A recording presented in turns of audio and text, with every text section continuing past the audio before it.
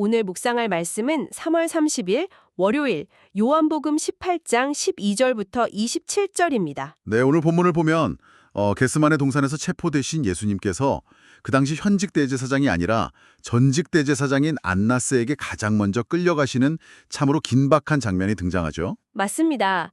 그리고 그와 동시에 추운 겨울 새벽에 낯선 여종의 무심한 질문 하나에 베드로라는 그 위대한 제자의 정체성이 완전히 무너져 내리는 참담한 사건도 함께 기록되어 있습니다. 그렇죠. 그래서 오늘 말씀의 핵심 메시지는 바로 이 두 개의 재판, 그러니까 안나스 앞에서 진리를 증언하시는 예수님의 당당한 모습과 뜰 밖에서 두려움에 빠져 스스로를 부정하는 베드로의 모습을 극명하게 대조해서 보여주는 데 있습니다. 네, 이 메시지가 참 중요한 이유가요. 세상의 불의한 권력 앞에서 성도가 어떻게 자신의 정체성을 지켜야 하는지, 또 두려움이 어떻게 우리의 신앙을 무너뜨리는지를 아주 적나라하게 보여주기 때문이거든요. 맞습니다.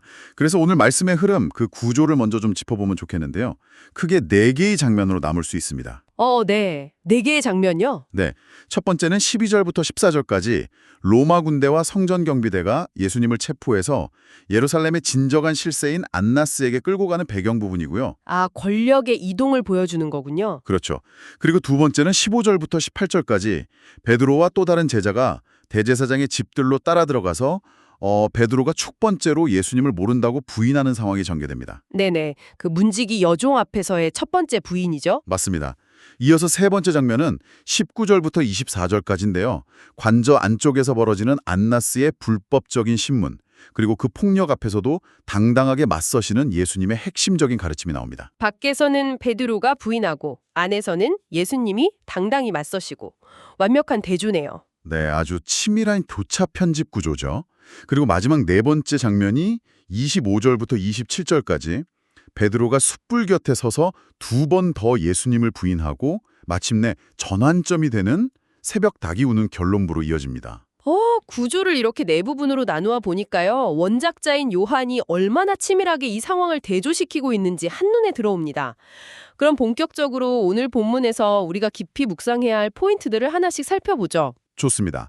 첫 번째 묵상 포인트는 예루살렘의 배후 실세였던 이 안나스 가문의 권력 카르텔과 그 불의마저도 역설적으로 사용하시는 하나님의 섭리입니다. 그 안나스라는 인물 말이죠. 오늘의 본문에 의하면 예수님을 잡은 군대가 가야바가 아니라 안나스에게 제일 먼저 데려가잖아요. 네, 13절에 정확히 그렇게 기록되어 있죠. 가야바의 장인이라고요. 그런데 역사적 배경을 좀 살펴보면 안나스는 이미 이전에 로마 제국에 의해서 공식적으로 면직 처분을 받은 전직 대제사장이었거든요. 아, 맞습니다. 로마가 파면시킨 인물이죠. 네, 그런데 로마 군대가 앞장서서 체포한 죄수를 제일 먼저 전직 대제사장에게 데려간다. 이게 참 당시 예루살렘의 실제 권력이 누구에게 있었는지를 아주 소름 돋게 보여주는 대목 아닙니까? 그렇죠. 그게 참 놀라운 지점인데요. 안나스는 자신이 전면에 나서는 대신에 무려 5명의 친아들, 그리고 사위인 가야바를 번갈아가며 대제사장 자리에 앉혔거든요. 와, 이거 무슨 마피아 대부 같은 느낌이네요. 공식적인 직함은 사위에게 넘겨주고 자신은 뒤에서 보이지 않는 손으로 모든 종교적, 경제적 권력을 쥐고 흔든 거잖아요. 정확합니다. 예루살렘의 진정한 실세가 안나스였기 때문에 예수님을 처형하는 이 중대한 결정도 대부인 안나스의 승인이 먼저 필요했던 거죠. 참, 그 권력욕이라는 게 무섭습니다. 그런데 오늘 본문에 보면 사위인 가야바가 이전에 했던 아주 유명한 발언이 하나 소개되잖아요. 네, 14절에 나오죠. 유대인들에게 한 사람이 백성을 위하여 죽는 것이 유익하다고 권고하던 자라. 맞습니다. 이 가야바의 논리가 정말 무서운 게요. 권력자들의 전형적인 희생양 논리거든요. 명절에 폭동이 일어나서 로마 군대가 개입하면 자기들 권력이 날아가니까 그냥 무고한 예수 한 사람을 죽여서 정치적 안정을 꾀하자는 아주 냉혹한 셈법이죠. 네, 철저히 세속적이고 타락한 계산이었죠. 그런데 여기서 우리가 묵상해야 할 아주 깊은 신학적 포인트가 있습니다. 어떤 건가요? 가야바는 불의한 정치적 계산으로 예수를 죽이려 했지만 놀랍게도 하나님은 그 불의한 판단마저도 섭리 안에서 사용하셨다는 겁니다. 아, 역설적이네요. 네, 인간의 가장 악한 결정을 통해서 한 사람의 죽음으로 인류 전체를 구원하시는 로마서 5장의 그 위대한 속죄양의 역사를 이루신 거죠. 와, 정말 그렇네요. 거대한 정치 권력이 예수님을 마음대로 통제하고 짓밟는 것 같지만 사실은 그 거대한 악조차도 하나님의 주권적인 구원 계획 안에서 사용되고 있었을 뿐이다. 라는 말씀이군요. 맞습니다. 그래서 우리가 세상을 살아가면서 거대한 불이나 이해할 수 없는 악을 마주할 때도 그 위에 계신 하나님의 섭리를 신뢰할 수 있는 겁니다. 아멘입니다. 자, 그럼 두 번째 묵상 포인트로 넘어가 볼까요? 이제 시선이 관저 안과 밖으로 나뉘어지는데요. 네, 두 개의 재판에서 나타나는 극명한 대비입니다. 관자 안에서는 예수님의 재판이, 밖에서는 베드로의 재판이 열리죠. 저는 관저 안에서 안나스 앞에 서신 예수님의 모습이 참 충격적이었습니다. 보통 포승줄에 묶인 죄수라면 겁을 먹거나 아니면 선처를 구하지 않습니까? 일반적으로는 그렇죠. 살려달라고 하거나 변명을 하죠. 네. 그런데 예수님은 아주 당당하게 받아치십니다. 내가 성전과 회당에서 공개적으로 다 가르쳤는데 어찌하여 내게 묻느냐? 들은 자들에게 물어보라 하시잖아요. 네, 21절 말씀이죠. 이 말씀이 지니는 의미가 아주 큽니다. 당당함을 넘어서서 사실상 불법을 저지르고 있는 재판관 안나스를 꾸짖으시는 거거든요. 아, 그러니까 유대 법에 따르면 증인을 먼저 세워서 신문해야 하는데 왜 나한테 스스로 불리한 증언을 하라고 유도하느냐? 법적 절차가 틀렸다고 고발하시는 거군요. 정확합니다. 그러자 당황한 아랫사람이 예수님의 뺨을 치죠. 참, 논리로 안 되니까 폭력이 나오는 전형적인 권력의 민낯이네요. 네. 하지만 예수님은 그 폭력 앞에서도 굴복하지 않으시고 끝까지 불의에 저항하십니다. 포승줄에 묶인 피고인이 오히려 재판장의 불의를 재판하고 있는 역전의 현장입니다. 네네. 육신은 결박당하셨지만 진리 안에 계시기에 완벽하게 자유로우셨던 거네요. 그런데 여기서 정말 놀라운 점은 이 카메라 앵글이 밖으로 돌아갔을 때입니다. 네, 바로 베드로의 모습이죠. 문 밖에서 벌어지는 베드로의 상황은 문 안의 예수님과 완벽한 대조를 이룹니다. 육신은 자유롭게 풀려 있었지만 두려움이라는 보이지 않는 포승줄에 꽁꽁 묶여 있었잖아요. 그렇죠. 이 대비를 가장 잘 보여주는 언어적 장치가 있습니다. 겟세마네 동산에서 군대 앞에서 예수님이 스스로를 밝히실 때 헬라어로 에고에이미라고 하셨죠? 내가 그니라, 나는 나다 라는 신적인 정체성의 선언이죠. 맞습니다. 죽음 앞에서도 당당했던 에고에이미. 그런데 뜰 밖에서 베드로에게 던져진 질문은 무장한 군인도 아니고 대제사장도 아닌 그저 문 지키는 요종 하나의 질문이었습니다. 당신도 저 사람의 제자 중 하나가 아니냐 하는 사소한 질문이었죠. 네, 그때 베드로의 대답이 바로 우크에이미, 나는 아니다 였습니다. 아, 스승은 절대 권력 앞에서 에고에임이라고 선언하셨는데 제자는 그 보잘것없는 여종 앞에서 우크에임이라고 부정해버리는군요. 네, 이게 단순히 스승을 모른다고 핑계를 댄 수준이 아닙니다. 예수님께 속한 제자로서의 자기 정체성 자체를 지워버린 거예요. 스스로를 아무것도 아닌 존재로 부정해버린 참담한 영적 자살과도 같은 순간입니다. 우크에임이, 나는 아니다. 참 가슴이 아픕니다. 어떻게 겟세마네 동산에서는 칼을 빼들고 죽음도 불사하겠다던 베드로가 불과 몇 시간 만에 이렇게 무너질 수 있었을까요?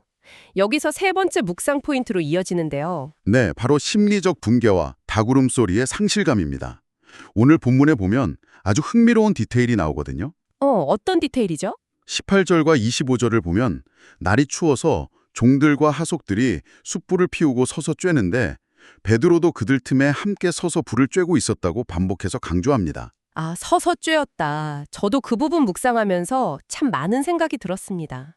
앉아서 편하게 쬐는 게 아니잖아요. 네, 아니죠. 이거 마치 적군의 베이스 캠프 한가운데 잠입한 스파이가 추위를 견디다 못해 적군들 틈에 섞여 모닥불을 쬐는 상황 아닙니까? 자기 얼굴이 불빛에 드러날까봐 극도로 긴장한 상태로 꼿꼿이 서서 말이죠. 맞습니다.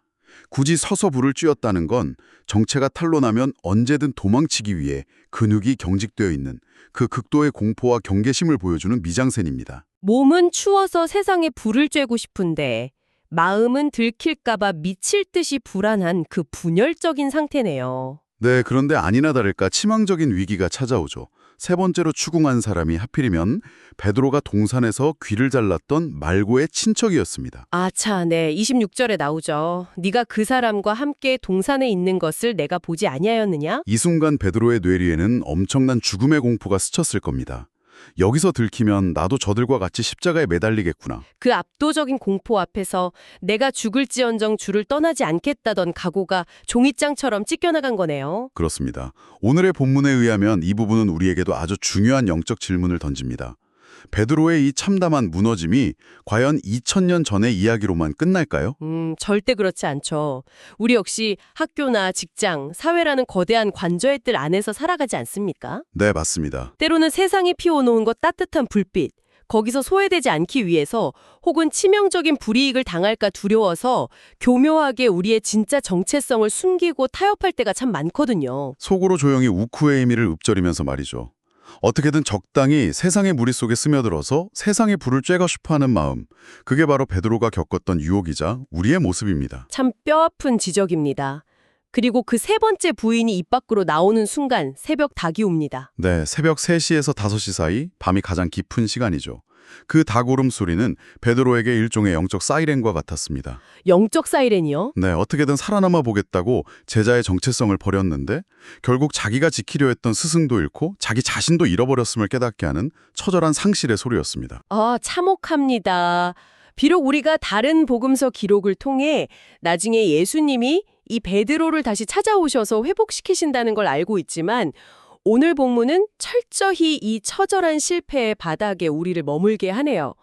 진리 앞에서 당당하게 에고에임이라고 말하는 것이 얼마나 어려운 일인지 깊이 깨닫게 됩니다. 네, 인간의 결단이 공포 앞에서 얼마나 무력한지 보여주는 거죠. 자, 이제 오늘 묵상의 마지막 네 번째 포인트로 넘어가 보겠습니다. 저는 사실 이 부분이 오늘 묵상의 가장 도발적인 아주 깊은 생각거리가 아닐까 싶은데요. 네, 저도 아주 동의합니다. 바로 그 무명의 또 다른 제자에 관한 이야기죠. 맞습니다. 15절을 다시 보면요. 베드로가 애초에 그 위험천만한 대제사장의 관저 안뜰로 들어갈 수 있었던 이유가 명확히 나오거든요. 네, 그 또 다른 제자가 대제사장과 아는 사람이었기 때문이죠. 많은 학자들이 이 제자를 본문의 원작자인 요한 자신으로 봅니다만 네네. 그러니까 이 제자는 대제사장 가문과 아주 친밀한 소위 말해 VIP급 인맥을 가진 사람이었다는 겁니다.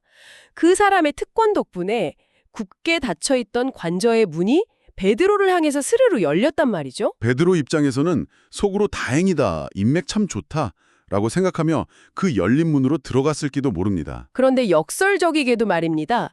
다른 사람의 그 화려한 특권이 열어준 그 기회의 문이 사실은 베드로 인생에서 가장 끔찍하고 처참한 영적 실패를 맛보게 하는 파멸의 입구였다는 겁니다. 와, 이 통찰이 정말 무섭네요. 스스로 믿음으로 감당할 준비도 전혀 되어 있지 않으면서 그저 세상적인 인맥이나 남의 힘을 빌려서 쉽게 들어간 다리가 결국 자기 영혼을 태워버리는 혹독한 시험의 용광로가 되었다는 거잖아요. 맞습니다. 오늘 본문 묵상 포인트를 보면서 우리 성도님들도 스스로에게 한번 진지하게 질문해 보셨으면 좋겠습니다.